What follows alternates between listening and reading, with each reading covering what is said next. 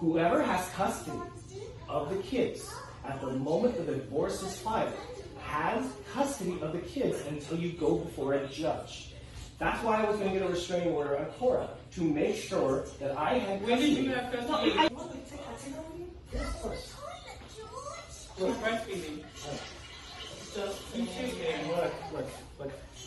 I'm sure. Took the kids for 2 days just so he could file for divorce while they No. I'm taking the kids now. No, that's why he took the kids the other day. Yeah. You understand? Yeah, no, I told you what Exactly. So I therefore, that's why he took the kids the other day. that's why I took the kids to file divorce, and I have custody. In front of my kids. You're a fucking cunt in front of my kids because you regret these children. You didn't even look at that one. I held that one for the first half hour of their life. Can't do that. You can't do that. You can't call me that in front of my kids. I will call you a fucking cunt, a whore, a slut in front of my kids until they're 18 years old. Because that's what you fucking are.